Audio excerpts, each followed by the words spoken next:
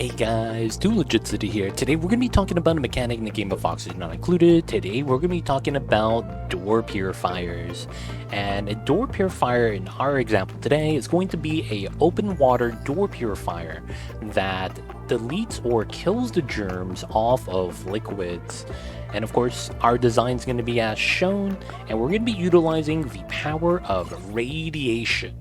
Of course, the design is as simple as this.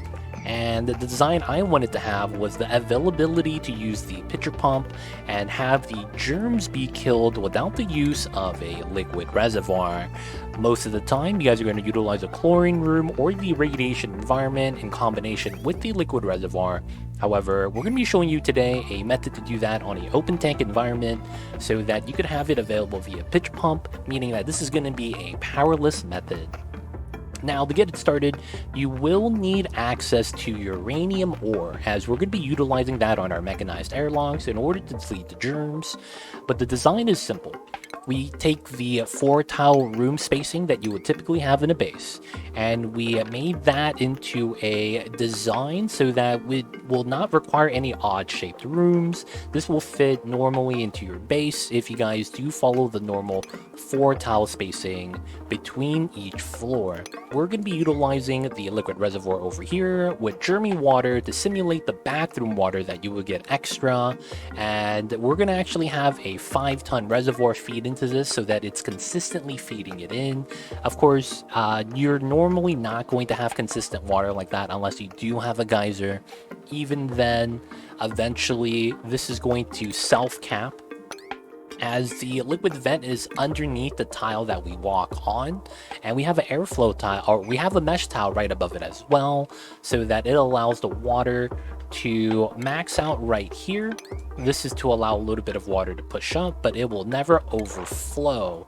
As long as the liquid vent is on this tile, it will self overpressure, as the liquid, once it gets to this tile, in order for it to push up, there has to be at least 1,000 kilograms here, meaning that the overpressure value is going to be achieved. Now, let's get it started. As you can see here, we have the pipeline connected, and let's turn on the germ overlay while we watch this in action.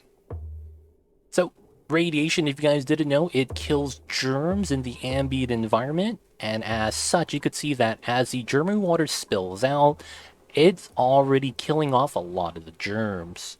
If we look at the germs on this tile, it's slowly going to be rising as the liquid value goes up. So is the amount of germs, and because we have it on a constant flow in, the amount of germs should rapidly increase. However, once the water starts to accumulate enough and the germy water starts to flow inwards, each tile it moves in is a stronger tile of radiation.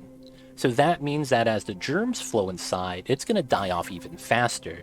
We spill it off the top so that we could utilize both sides of the radiation. As you guys could see, the radiation is kept within the box as well, so you don't have to worry about any of the radiation scares if you guys are fearful of it. Now, the thing about this is that the exposed radiation is killing off at least 100% dead per cycle. That means in less than a cycle, the germs are going to die. Now, they're never going to overshow the percentage. It will never go above 100%, even though it may be killing off more than 100% of germs per cycle. It will never actually exceed the 100% value, so you won't know how much germs are actually dying.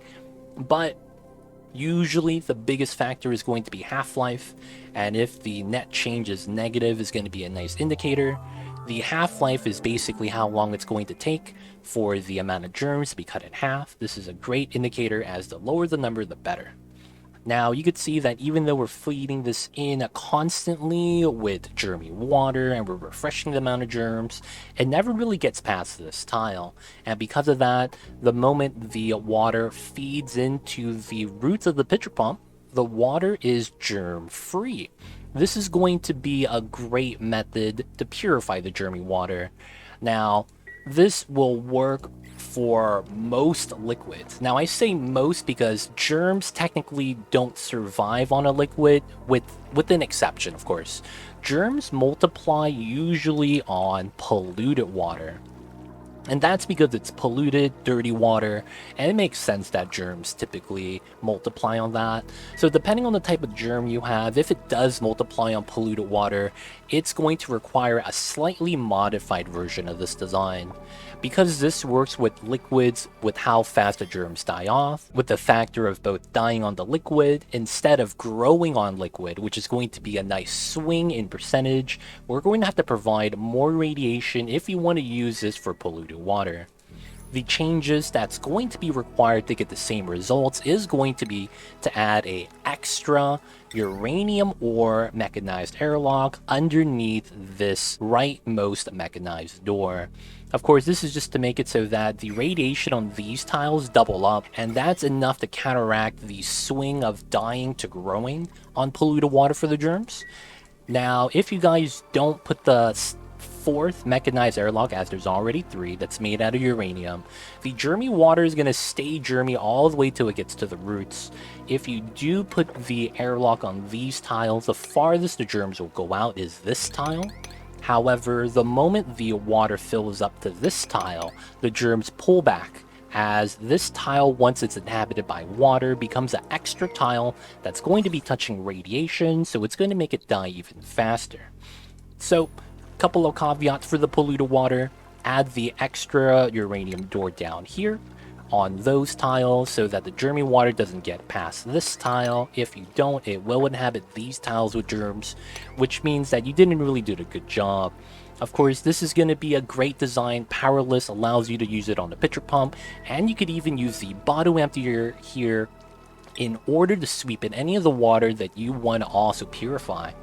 Of course, that has been the door purification system, cleaning out germs on a open water tank. That's a powerless design, allowing you to pitcher pump it. And of course, this is a somewhat compact design, as it isn't very large. However, the caveat is it does require you to have the uranium ore available. In total, these 3 doors is about 1,200 kilograms. It's a good amount. However, you should be able to find that amount of uranium the moment you find the biome. It's going to be determined about if you want to crack into it or not, or save it for the betas and the beta hives. But of course, that has been the door purification video. If you guys have any questions about this, leave a comment down below. Hope you guys enjoyed today's video, and of course guys, don't forget to like and subscribe. Thank you guys.